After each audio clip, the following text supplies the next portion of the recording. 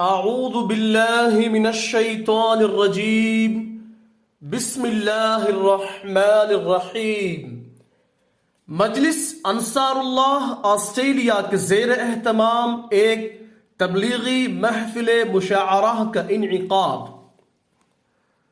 خدا تعالیٰ کے فضل سے مجلس انصار اللہ آسٹریلیا کے زیر اہتمام 12 اگست 2023 عیسوی کو خلافت ہال مسجد بیت الہدا سڈنی میں ایک محفل مشاعرہ کا انعقاد کیا گیا، جس میں آسٹریلیا بھر سے معروف احمدی اور مہمان شعراء کرام نے اپنا کلام پیش کیا۔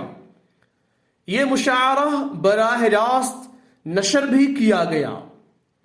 پروگرام کے باقاعدہ آغاز سے قبل سامعین اور شعراء کرام کے اعزاز میں ایک عشائیہ کا اہتمام کیا گیا۔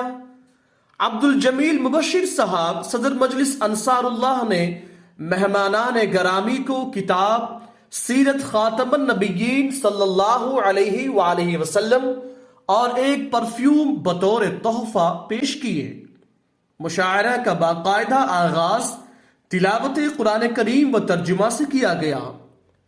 مکرم صدر صاحب مجلس نے شعراء، سامعین اور منتظمین کا شکریہ ادا کیا اور استقبالیہ کلمات کہیں۔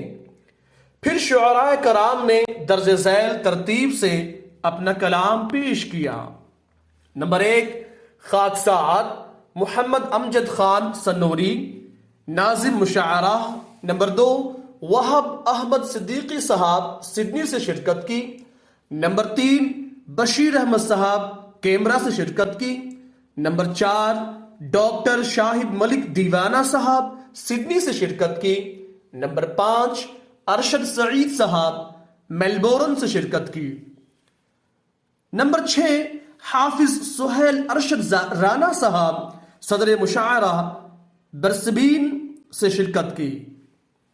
نمبر 7 طارق مرزا صاحب سڈنی سے شرکت کی۔ نمبر 8 ریحان علوی صاحب سڈنی سے شرکت کی۔ نمبر 9 عارف صادق صاحب سڈنی سے شرکت کی۔ نمبر 10 اشرف شاہ صاحب مہمان خصوصی۔ سامعین شعراء کلام سے بہت محظوظ ہوتے رہیں۔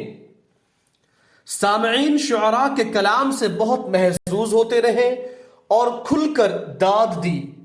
مہمان شعراء کے علاوہ غیر از جماعت سامعین بھی شریک تھے۔ مشاعرے کے بعد تمام شعراء، مشاعرے میں موجود سامعین اور آسٹریلیا و بیرون ممالک سے شامل ہونے والے ناظرین کے تہنیتی پیغامات موصول ہوئے۔ رپورٹ محمد امجد خان سنوری، نمائندہ الفضل انٹرنیشنل۔ آواز قاضی عثمان پاشا، معلم سلسلہ، انڈیا۔